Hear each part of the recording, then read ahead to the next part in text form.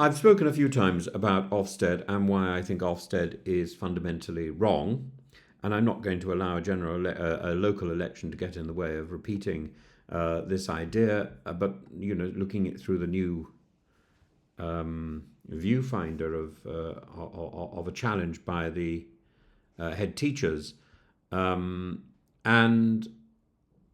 the Ofsted system is dysfunctional. The failed experiment. That is Ofsted. It simply needs to be acknowledged, and Ofsted needs to be rethought, not simply replaced, no, not rebranded. What began as an attempt to ensure standards has curdled into a system of fear, blame, and burnout. And the question is no longer whether Ofsted needs reform. The question is whether it can be trusted at all with the future of our schools. And let's begin with the tragedy that should have stopped the nation in its tracks, the death of the head teacher, Ruth Perry, in 2023. A coroner concluded that the stress induced by Ofsted's inspection contributed to her suicide. That's important. What should have followed was a national reckoning. Instead, what we've received is a rebrand, a repackaging, a new report, cards, new colours, more empty talk about granular insight. What is granular insight? There's nothing granular about grief.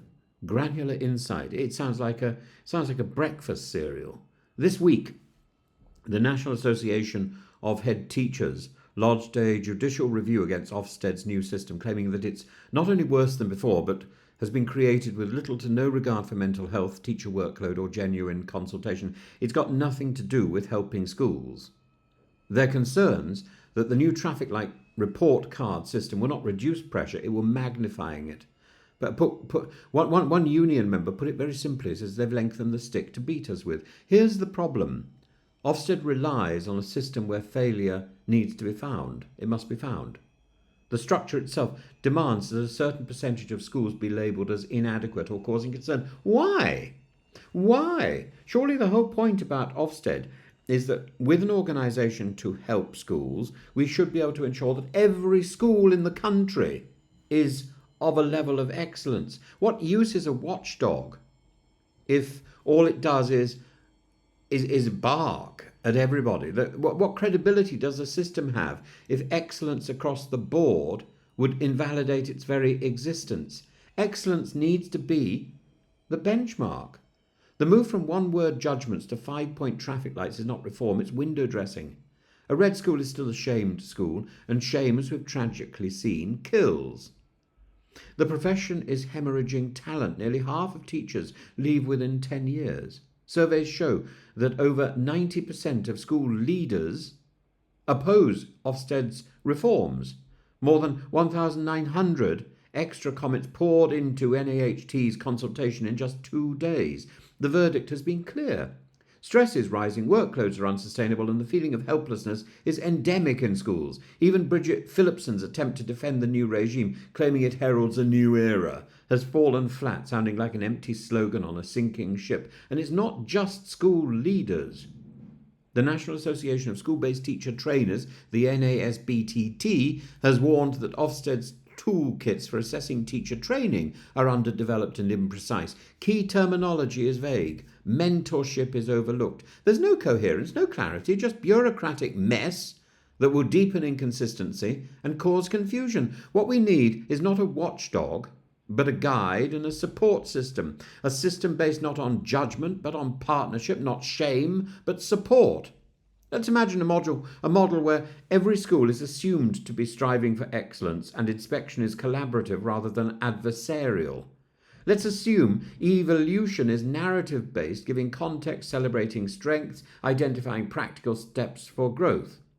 That accountability is matched with access to resources, funding, training, time, not just red ink and reprimands, and most crucially, well-being is not a footnote but a foundation of any form of improvement. Such systems exist. In Finland, for example, external inspections are rare. Success is built on trust, teacher autonomy, and sustained investment. And they don't need traffic lights to tell them a school is working well. If you're prepared to trust your children to a head teacher and to a school, then I don't understand why we think external inspectors need to come in and say a school is working or not working. If a school is not working, why would any parent trust that school with its children? This is the absurdity. inadequate means the school should close. I don't understand. If a school is inadequate, how can it be allowed to continue? And yet it does. The Ofsted system is fundamentally flawed. The only system that should exist is one where we trust our teachers to deliver the job, and we trust that organisations like something like Ofsted will come round and help them to deliver, not censor them, not bash them. Ofsted has failed not only in function but in philosophy. It cannot be allowed to persist as a system of institutionalised anxiety, and we need to stop calling this a review or a reform. It's time for abolition and reimagination. We need to build a model that reflects the true purpose of education, not to label, not to punish, but to lift, to support, to grow. And we need to start with the principle that all schools have excellence. And if they don't, we need to make sure there is a support system there to bring them up to excellence. The money that we waste on Ofsted should be pumped into schools to make them better, to bring them up to a level which is excellence. And if we brought schools up to a level of excellence, then maybe there would be a reason for Phillipson and Rachel Reeves to abolish independent education, because it wouldn't be needed. The reason independent education is there is because schools are not excellent. Schools are bedeviled by anxiety and stress, and they can't retain their staff. Why? Because of ridiculous things like Ofsted. Ridiculous things like Ofsted. Teachers have enough difficulty simply getting through the day and doing their job without having somebody else snooping around and trying to tell them they're not doing the job properly. If they're not doing the job properly, then they need to stop. And if they are doing the job properly, they need to be supported so they can do it better. That's the simple fact. We should not be trusting our children to schools that can't function properly. If Ofsted wants to say that a school is inadequate, then Ofsted should take responsibility for closing it and make sure the children can be put somewhere else. This whole principle is fundamentally flawed and needs to change. My own instinct is that almost all schools in the United Kingdom are good, fundamentally good, and we need to learn from the best practices in every school. And those practices which perhaps aren't as good as they should be, mostly this is bureaucratic fiddling, can be improved with a little help, can be improved.